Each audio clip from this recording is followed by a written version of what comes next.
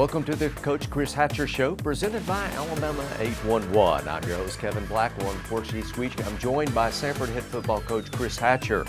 This past Saturday, Samford defeated the number 19 ranked Mercer Bears in a double overtime thriller, 50-44. With the win, Samford moves to 10-1 on the season, perfect in conference play, and claims its first ever outright Southern Conference Championship, which also includes an automatic bid to the FCS Playoffs. Coach, I know that you've played and coached in some big games in your career.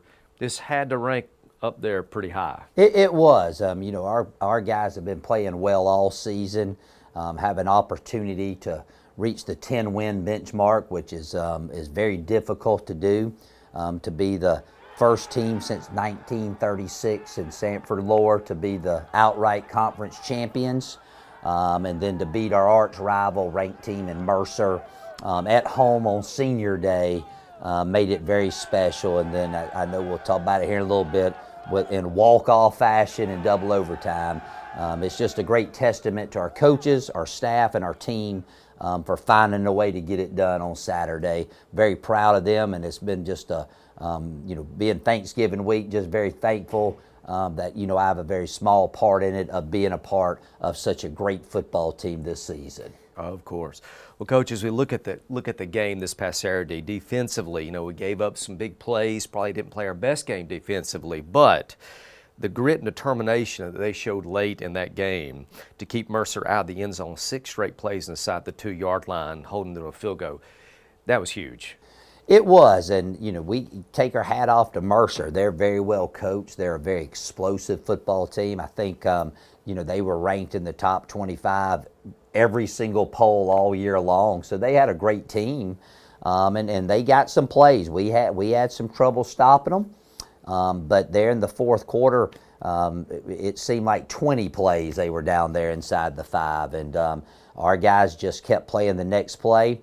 We held them out of the end zone, forced overtime, and then got a big stop and a blocked field goal and won the game. So again, all season long I've said our keys to success were playing great defense and be able to run the ball, and we may not have done it for the 60 minutes of the game, but we did it when we needed to Saturday afternoon. We did that. On the day, Cortland Marsh records 10 tackles and a fumble recovery. Bernard Stewart with perhaps his best game as a Samford Bulldog, 5 tackles and an interception.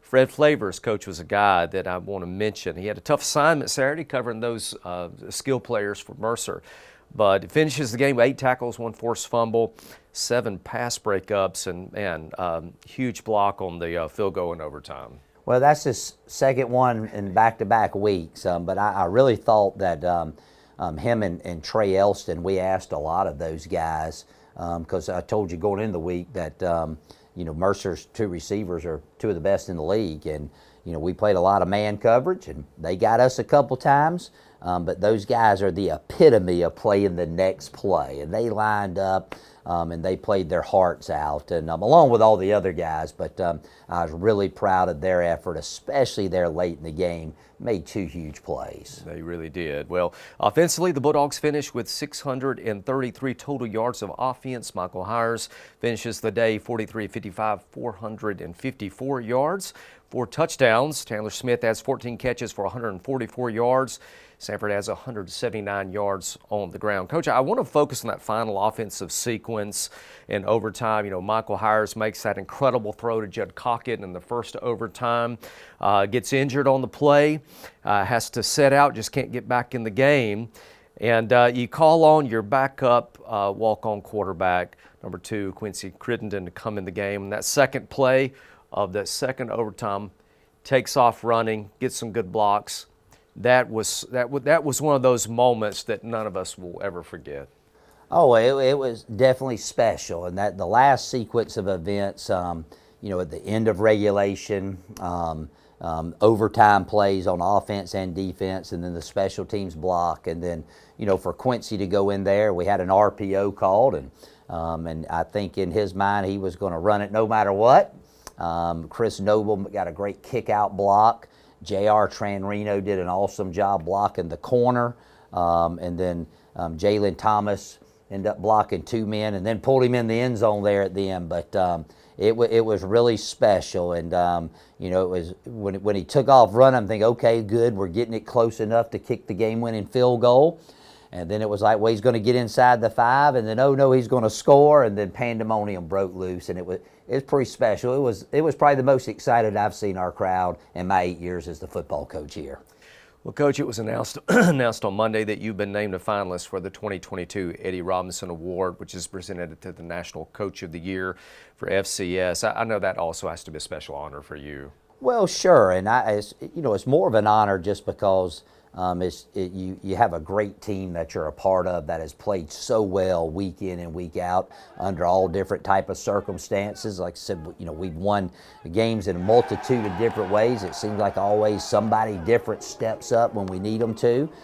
So again, I haven't played one snap all year. Very grateful for the honor, but it's like I tell our team all the time, the championship teams, they end up getting the most individual accolades at the end of the year. So I'm grateful and humble, but it's all due to our players and well, what a great staff and a group of assistant coaches we have here.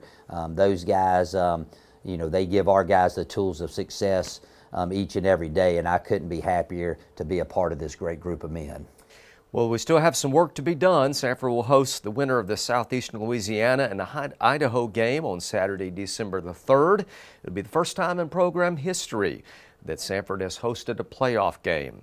Coach, having that first round bye seems like it comes at a pretty good time for us. It does, Kevin. You know, we played 5 straight games, 2 back-to-back games versus ranked opponents, very physical football games. And then just you know, when you're on a run like we've been on, just the mental toll gets to you a little bit too. And so came at a great time.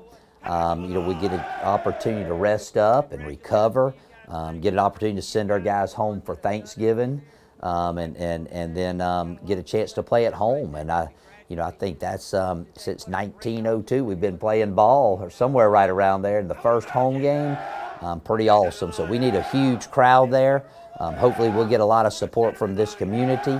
Our guys deserve it, and we're going to be ready to play, and we're excited about the opportunity because, Kevin, December the 3rd, there will only be 16 teams left, and we're one of them. We certainly are. Well, the 2022 FCS Playoff tickets for December 3rd will go on sale to the general public next week, so make sure that you secure your seat for this historic game at the Cyber Stadium. You can find those tickets at SamfordTickets.com. Coach, I know you hope it's going to be a loud, sold-out stadium on December the 3rd. Well, I do, and I think it's, you know, not only great for our university and our players. There's a tremendous buzz around our campus right now, but I think it's a you know, it's a great recognition for the Birmingham area. So we hope we get a lot of people out there. I'd be remiss, I didn't say it a few weeks ago, but congrats to Coach Yelton on the soccer championship, and then Coach Chan and the girls. They won the volleyball championship the other day, so we're really excited to pull our own weight, and 3 conference titles in the fall season is pretty special. It's good to be a Samford Bulldog right now. No doubt about it. Well, that'll do it for this week's edition of the Coach Chris Hatcher Show, presented by Alabama 811.